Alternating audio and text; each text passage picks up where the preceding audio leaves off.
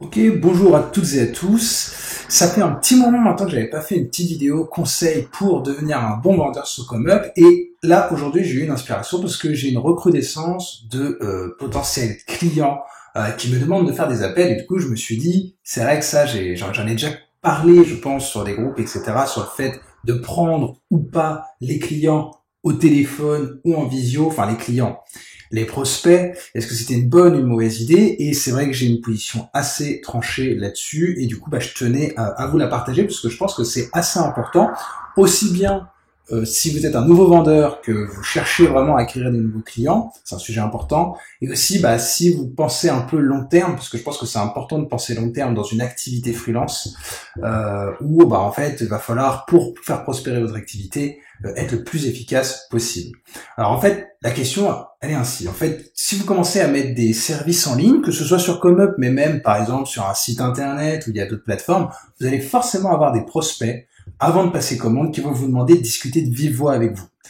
Alors après, ça peut être de plein de biais différents. Par exemple, moi évidemment sur ComeUp, par message, j'ai parfois des gens carrément, ils m'envoient juste leur numéro de téléphone. Alors c'est hyper impoli, il y a même pas de bonjour, au revoir, c'est juste 06 machin. Bon, ça déjà, on peut dire que déjà le manque de politesse c'est plutôt un mauvais signe. Enfin un mauvais signe, c'est plutôt un red flag. Mais mis à part ça, voilà, j'ai aussi parfois des gens qui disent voilà, j'aimerais discuter de vive voix avec vous, Guillaume. Euh, mais aussi en direct. Parfois, moi, j'ai aussi un site internet. J'ai des prospects qui me demandent de discuter par téléphone avec moi. J'ai aussi des gens qui me contactent sur les réseaux sociaux, qui veulent discuter en direct avec moi au téléphone. J'ai même aussi des gens qui arrivent à trouver mon numéro parce qu'à une époque, il était j'ai une fiche Google My Business et il y avait mon numéro dedans. Et il y a des gens qui vont chercher très loin et qui du coup m'ont trouvé le numéro et m'appelaient. Alors évidemment, moi, je décroche pas les numéros que je connais pas. Mais voilà. Alors, est-ce que c'est une bonne idée de faire des appels avant-vente ou est-ce que c'est une mauvaise idée?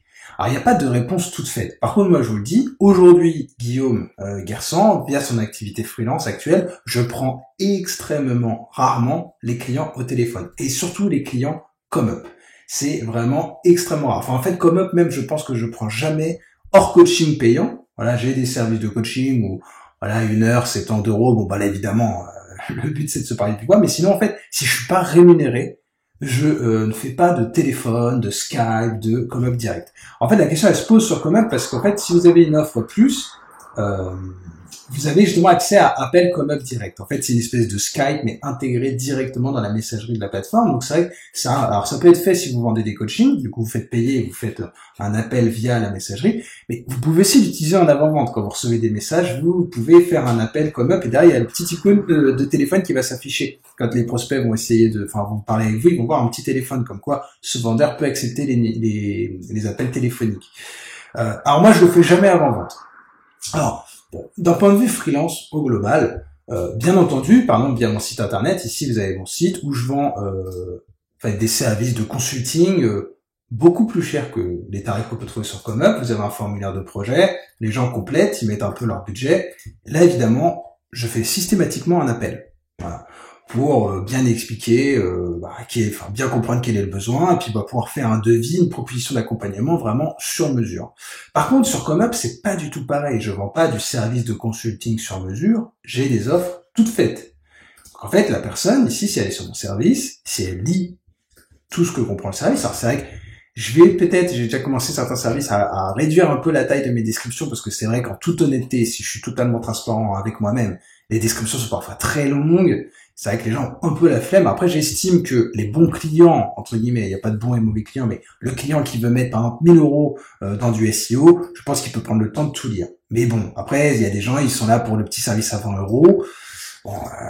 Il a peut-être un peu la flemme de tout lire pour dépenser 20 euros, mais moi j'ai la flemme de faire 1 heure d'appel pour 20 euros aussi. Donc tant pis, on va pas travailler ensemble. Donc c'est vrai que sur ComeUp, moi je ne prends jamais les clients au téléphone. Aussi parce que en fait mes tarifs sur ComeUp sont globalement 2 fois moins chers qu'en direct. Et pourquoi? Justement parce que en fait un client qui passe en direct et qui fait appel à Guillaume Guersan pour être son consultant en marketing digital, il a tout ce qui est opérationnel. Voilà, s'il faut que je rédige des contenus, que je fasse du netlinking, que j'optimise son site, ça je le ferai. Et ça, je propose quasiment la même chose sur ComeUp. Mais en plus, en passant en direct, pourquoi est-ce qu'il paye plus cher? C'est qu'il a tout le suivi de projet. On va faire un appel pour bien comprendre ce que fait son entreprise, quels sont ses objectifs, je vais réfléchir à long terme pour lui en lui disant ah oui, vous voulez faire de la publicité, mais il faudra peut-être aussi mettre ça en place.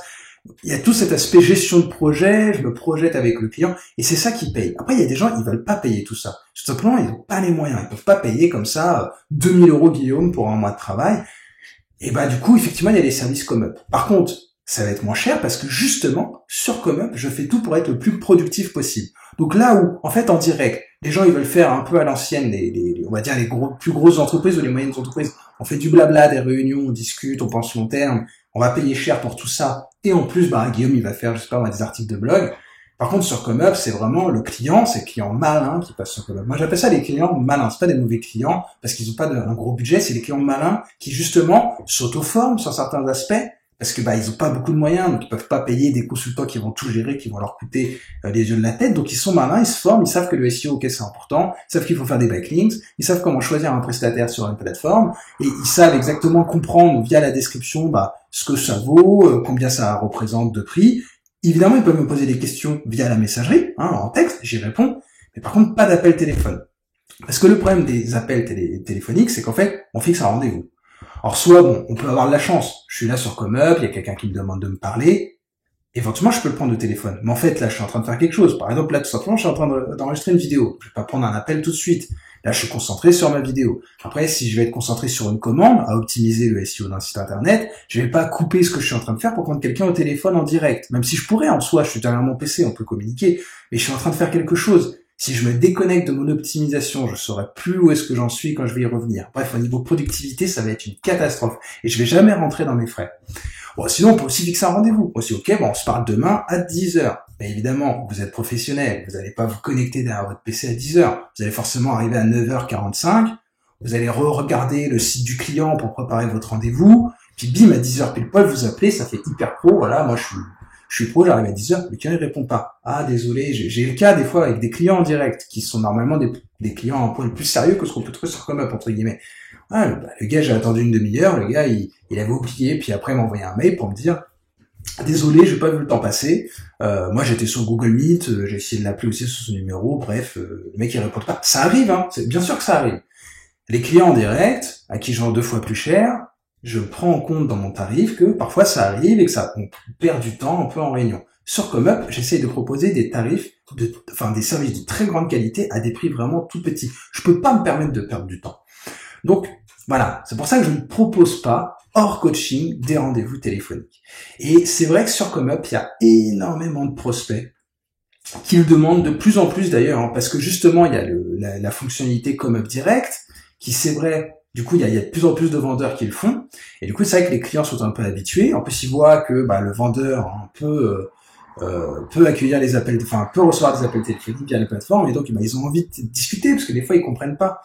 En fait, ce que les clients ne comprennent pas, il y a 2 désavantages en fait à passer de vive voix, c'est qu'en fait, un appel passé, même avec ComeUp Direct, ils sont pas enregistrés. Donc, tout ce qui est dit, ensuite, il faut le reformuler dans la messagerie pour que ça ait valeur de sécurité aussi bien pour le client que pour le vendeur. Donc vous, en tant que vendeur, il va falloir que vous résumiez en plus l'appel dans la messagerie. Donc double perte de temps si vous n'êtes pas payé pour ça. Sinon après, vous pouvez ne pas le faire. Mais si par exemple le client vous êtes arrangé, parce que souvent les gens qui veulent parler au téléphone, c'est parce que ils veulent pas exactement le service comme il est décrit.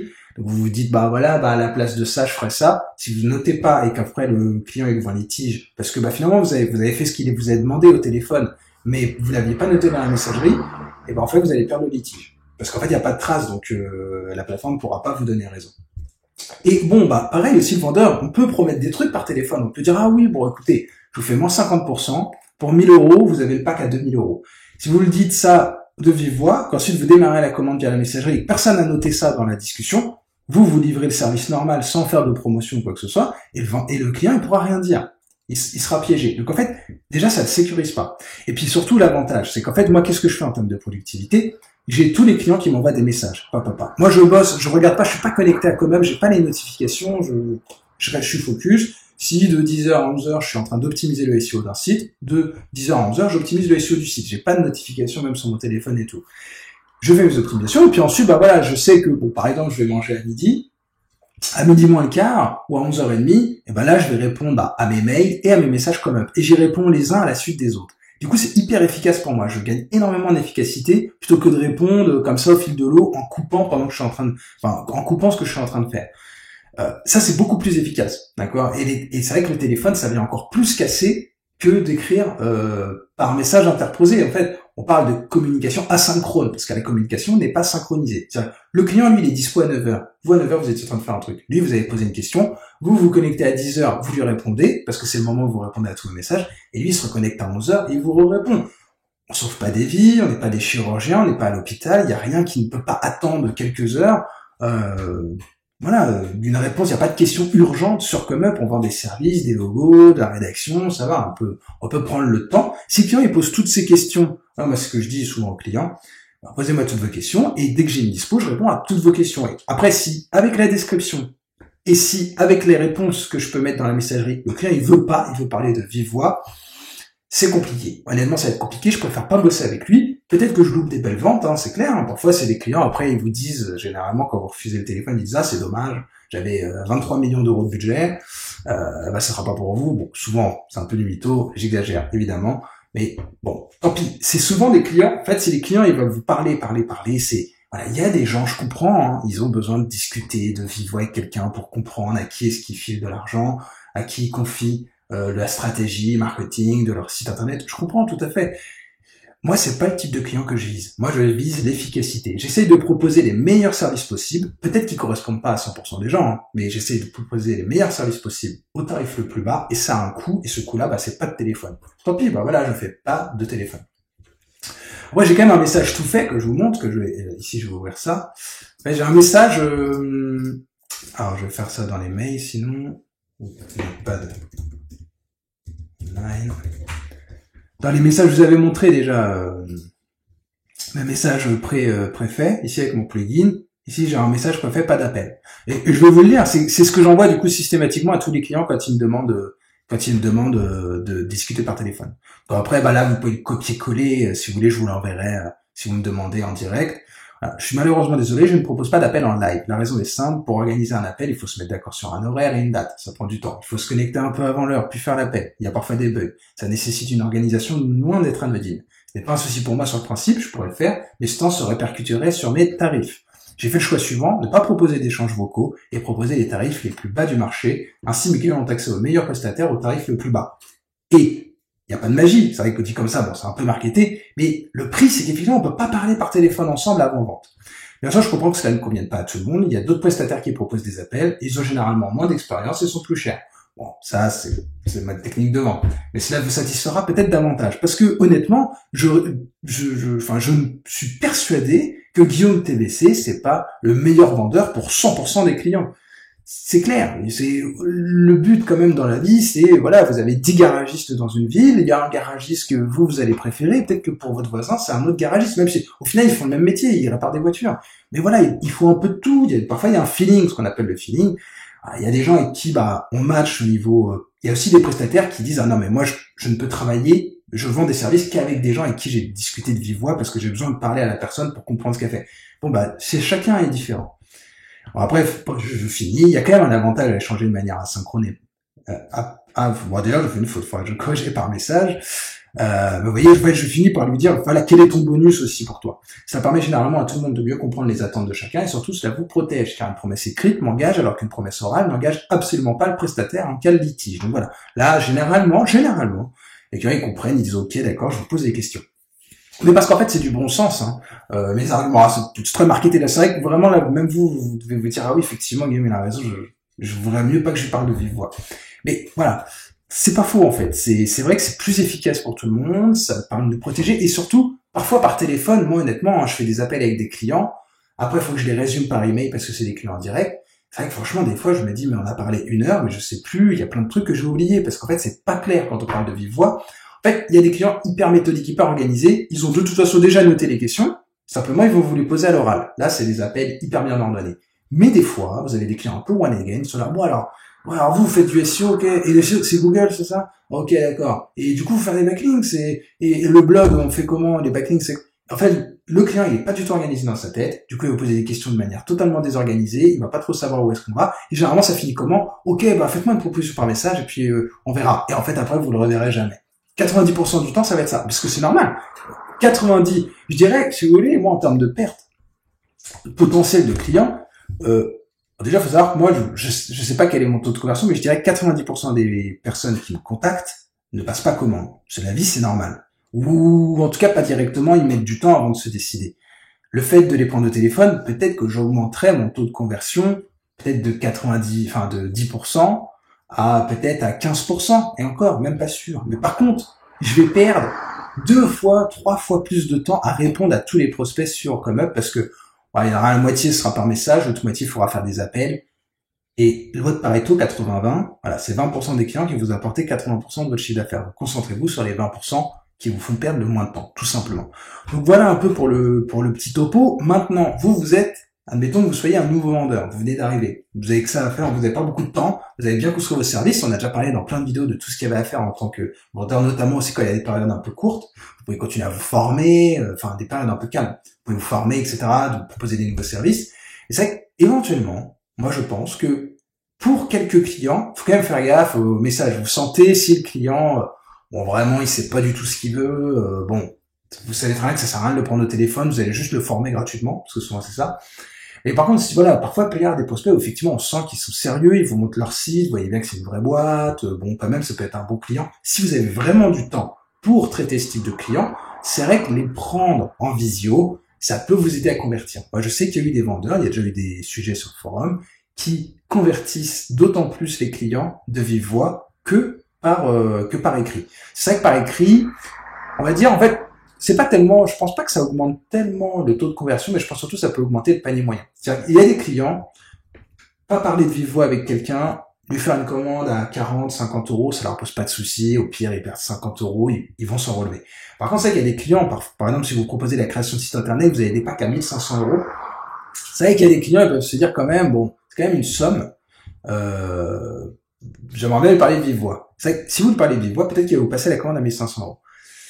Sinon, effectivement, vous risquez peut-être de le perdre. Donc, si vous sentez qu'il y a vraiment des gros clients, après, c'est un peu l'expérience qui parle, là, mais si vous sentez vraiment que ça peut être un vrai projet et que vous avez du temps, et vraiment que vous avez du temps, pensez, n'hésitez pas éventuellement à prendre le prospect en visio, mais ne faites pas une règle générale. Et d'ailleurs, n'hésitez pas non plus à notifier votre client que vous le faites rarement. Qu'en fait, vous, sur ComeUp, vous proposez des tarifs très bas, que justement, en direct, vous vendez plus cher, mais que, exceptionnellement pour lui, oui, vous allez lui faire le tarif ComeUp, et oui, en plus, il pourra vous parler de vive voix, et que c'est assez exceptionnel. Alors, faut pas non plus, vous n'êtes pas le Dalai Lama non plus, votre temps est pas non plus précieux à ce point-là, mais quand même, notifiez-lui bien que, c'est quand même assez exceptionnel, que c'est vraiment pour lui, le prospect appréciera. Maintenant, moi, c'est vrai qu'il faut penser à long terme. Le but en tant que freelance, que ce soit via ComeUp ou via d'autres plateformes ou via des leviers directs, ça va être quand même de pérenniser votre activité. Et honnêtement, même avec mes clients directs, j'ai plein de clients, je leur parle,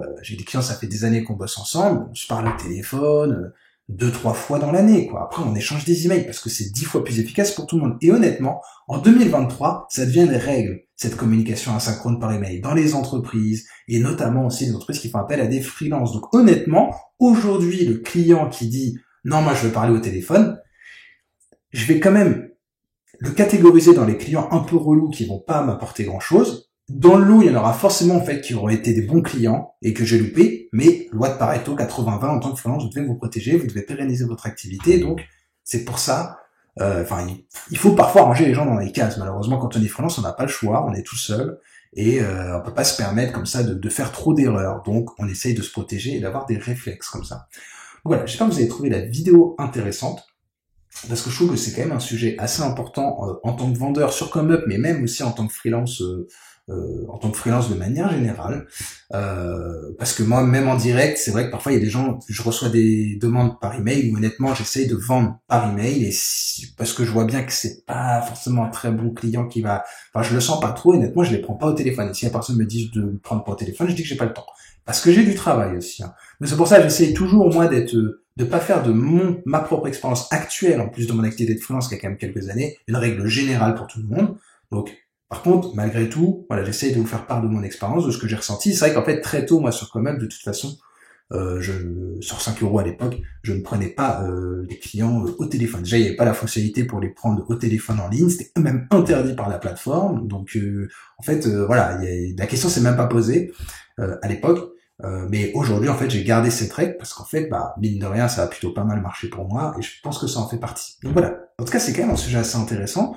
J'aimerais bien, si vous êtes vendeur et que vous prenez notamment des personnes comme ça en visio, bah, vous n'hésitez pas à partager votre expérience en commentaire pour voir un peu, bah, justement, peut-être qu'il y a des contre-exemples. Hein. Même si je dis que, bah, si vous avez du temps, que vous êtes à la recherche de clients, ça peut être bien de les prendre quand même au téléphone, mais voilà, que ce soit un peu de manière exceptionnelle, parce que pour moi, vous n'arriverez pas à pérenniser votre activité, sauf si vraiment chacun de vos clients, il vous rapporte 10 000 euros, mais sinon, vous n'arriverez pas à pérenniser votre activité sur ComeUp, notamment si vous prenez tous les prospects au téléphone. Mais en tout cas, n'hésitez pas à en discuter dans les commentaires, parce que ça peut être très intéressant, et moi, je vous dis à bientôt pour d'autres vidéos conseils.